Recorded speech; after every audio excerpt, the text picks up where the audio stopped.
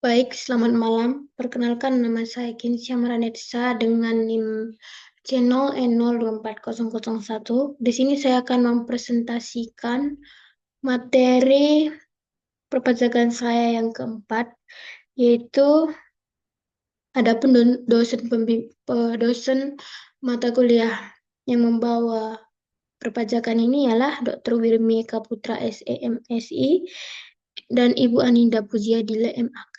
Nah, di sini saya akan mempresentasikan hasil materi yang telah saya buat, yaitu mengenai yang pertama, cara dan sistem pemungutan pajak. Yang kedua yaitu tarif pajak. Dan yang ketiga yaitu fungsi pajak. Nah, di sini saya akan mempresentasikan materi yang telah saya buat. Yang pertama saya memaparkan materi yaitu tentang cara dan sistem pemungutan pajak. Nah, cara dan sistem pemungutan pajak ini juga terbagi menjadi ke beberapa bagian.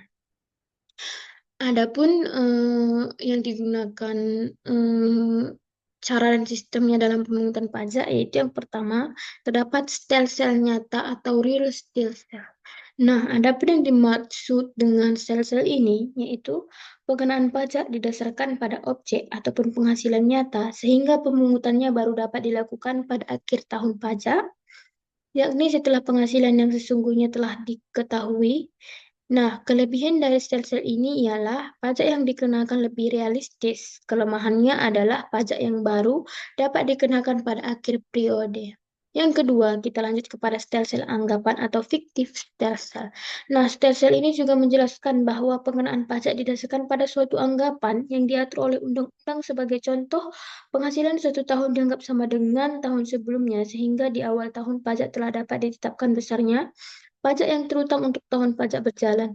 Kelebihan dari sel-sel ini yaitu pajaknya yang dibayarkan selama tahun berjalan tanpa harus menunggu akhir tahun. Nah, adapun kelemahan dari sel-sel ini yaitu pajak yang dibayar itu berdasarkan pada keadaan yang sesungguhnya. Lanjut kita kepada sel-sel yang ketiga yaitu sel-sel campuran atau mixed sel-sel.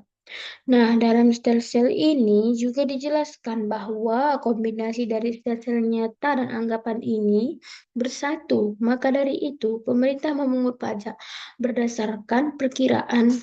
Lalu pada periode dilakukan penyesuaian ataupun perhitungan ulang dengan berdasarkan kondisi yang sebenarnya. Apabila besar pajak ini menurun, kenyataan lebih besar daripada pajak menurun, anggapan, maka wajib pajak harus menambah kekurangannya.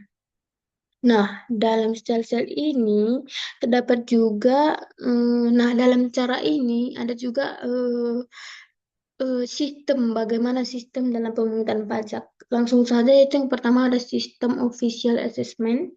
Sistem ini juga menjelaskan bahwa sistem pemungutan pajak ini yang memberi wewenang kepada pemerintah atau fiskus untuk menentukan besarnya pajak terutang. Adapun ciri-cirinya yaitu wewenang untuk menentukan besarnya pajak terutang berada pada fiskus. Wajib pajak bersifat pasif, utang pajak timbul setelah dikeluarkan surat ketetapan pajak oleh fiskus. Nah, lanjut yang kedua yaitu sistem self-assessment. Sistem ini juga merupakan pemungutan pajak yang memberi wewenang, kepercayaan, tanggung jawab kepada wajib pajak untuk menghitung, memperhitungkan, membayar, dan melaporkan sendiri besarnya pajak yang harus dibayar. Terus kita ke sistem terakhir yaitu sistem withholding. Sistem ini juga menjelaskan bahwa pemungutan pajak yang memberi wewenang kepada pihak ketiga untuk memotong atau memungut besarnya pajak yang terutang oleh wajib pajak. Nah, lanjut ke materi selanjutnya yaitu mengenai tarif pajak. Di sini saya akan menjelaskan apa-apa saja yang dimaksud dengan tarif pajak. Nah, tarif pajak itu adalah tarif yang untuk menghitung besarnya pajak terutang atau pajak yang harus dibayarkan, dan besar tarif pajak ini dinyatakan dalam bentuk persentase.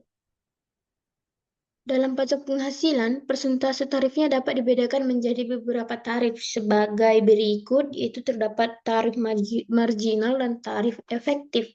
Nah, di sini saya akan membahas Terdapat macam-macam dari tarif ini. Yang saya bahas adalah terdapat 4 poin. Yang pertama yaitu ada tarif sebanding atau proporsional.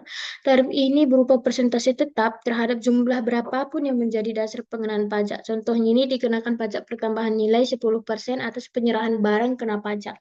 Nah, lanjut yang kedua yaitu ada tarif pajak progresif. Tarif pajak ini yang persentasenya menjadi lebih besar apabila jumlah yang menjadi dasar pengenanya semakin besar.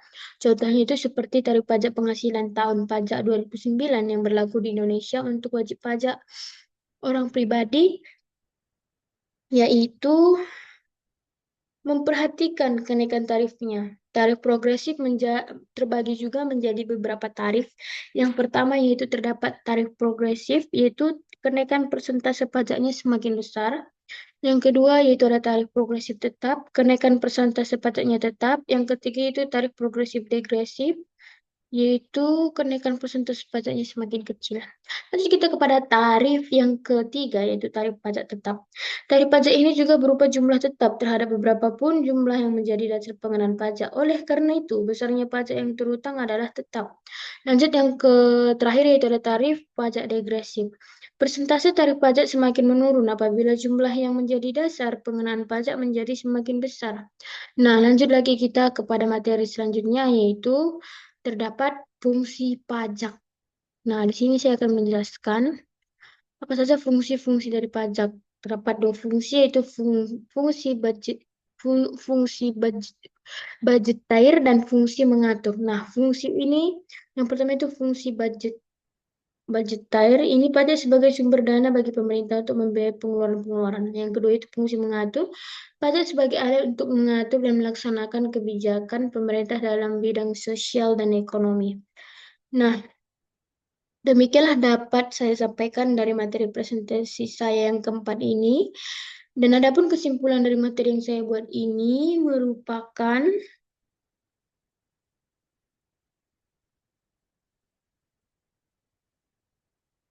secara keseluruhan, pemahaman menyeluruh terhadap aspek-aspek ini sangat penting untuk mendukung tercapainya sistem perpajakan yang adil. Maka dari itu, kita dapat berkelanjutan dan mampu menunjang pembangunan nasional agar perekonomian di Indonesia juga masih tetap stabil. Nah, demikianlah yang dapat saya sampaikan. Jika ada kesalahan kata ataupun pembuatan dari materi saya mohon maaf dan saya ucapkan sekian dan terima kasih.